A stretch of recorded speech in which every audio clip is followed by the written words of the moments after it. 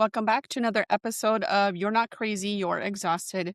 I'm Tiffany, and I am a board certified and licensed nutritionist. Today, we're diving into a topic that doesn't get talked about nearly enough, and that is the connection between blood sugar and your thyroid health. Many people think blood sugar is only something with people with diabetes need to worry about. But the truth is, every single cell, just like with your thyroid in your body, depends on stable blood sugar for energy. And your thyroid plays a huge role in how efficiently your body uses that energy. If you struggle with fatigue or brain fog, cravings, mood swings, stubborn weight gain, or stubborn weight loss, or energy crashes, your blood sugar may be affecting your thyroid. And your thyroid is being affected by your blood sugar. It's a two-way street.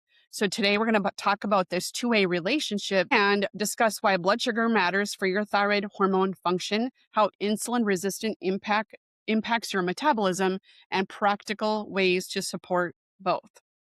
So let's first talk about your thyroid and blood sugar and how they're constantly communicating. Think of your thyroid as the gas pedal for your metabolism. Think of blood sugar as the fuel. You can have plenty of fuel in the tank, but if the engine isn't working well, you won't use that fuel very efficiently. On the other hand, if your blood sugar is constantly spiking or crashing, even a healthy thyroid has to work harder to maintain this balance. Thyroid hormone influences how quickly cells take up and use glucose, how the liver produces and stores glucose, and how your body responds to this insulin. When thyroid function slows, metabolism slows. That often means fewer calories are burned, less physical activity happens because of fatigue, and over time, an increased risk of this insulin resistance. Likewise, chronically elevated insulin and unstable blood sugar create inflammation and metabolic stress that can make your thyroid symptoms worse. These symptoms are interconnected.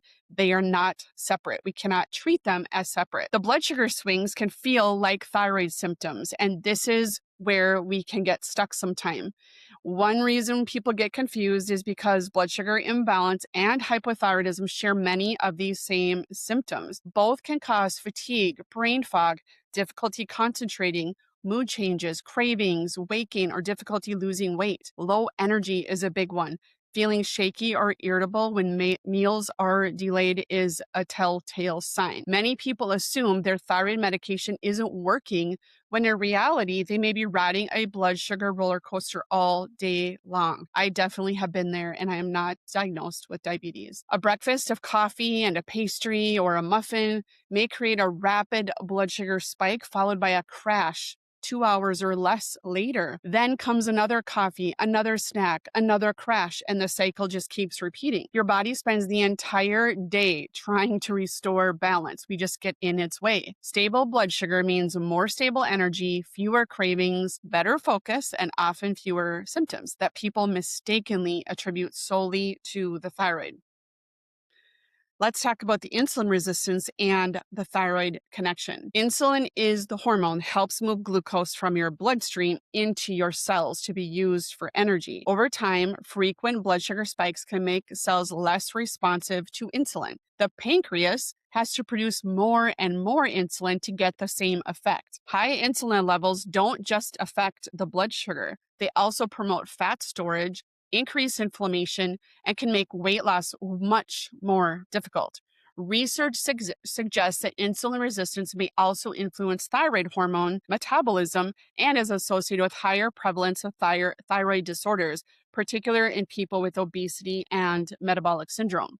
Many individuals with Hashimoto's also struggle with blood sugar dysregulation. Addressing insulin resistance isn't just about preventing diabetes.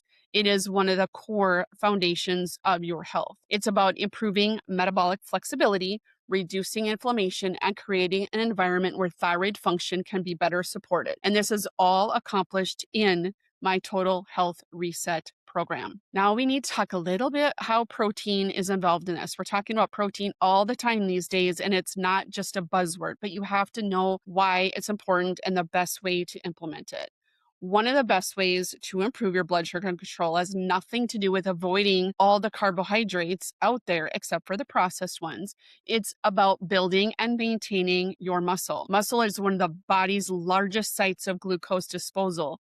The more healthy muscle you have, the better your body can use glucose after meals. This is one reason strength training is so beneficial for both blood sugar regulation and your thyroid health. Protein also plays a major role because we have to include protein in our diets in order to build that muscle. Starting your day with a high protein breakfast and will help improve your satiety, reduce your cravings, support muscle maintenance, and minimize large blood sugar swings. When meals contain protein, fiber, healthy fats, and quality carbohydrates, blood sugar tends to rise more gradually and there are no crashes. This means steadier energy and less demand on that insulin throughout the day.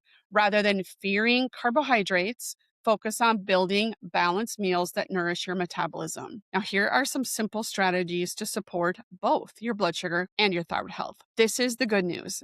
Many habits that improve blood sugar also support the thyroid health. You're going to be able to do two things with one simple strategy. And here are a few of those.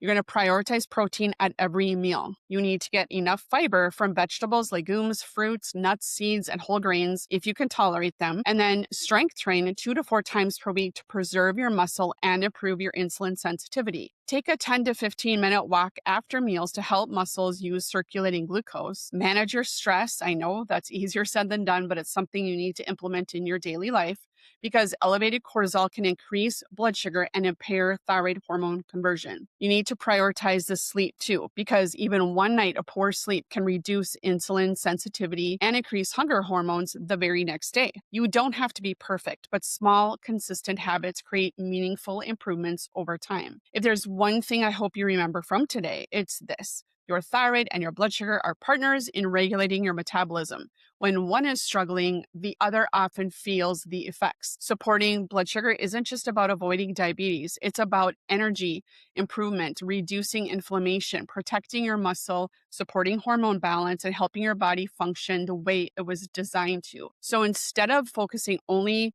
on calories or the number on the scale, start paying attention to the quality of your meals, the amount of protein you're eating, your muscle health, your movement, your sleep, and your stress. Those daily choices can profoundly impact both your thyroid and your metabolic health. Thanks for joining me today. And if you found this episode helpful, share it with someone who has a thyroid issue or struggles with blood sugar control. And remember, healing your thyroid isn't just about the thyroid, it's about the entire metabolic system that keeps your body thriving. All right, bye-bye.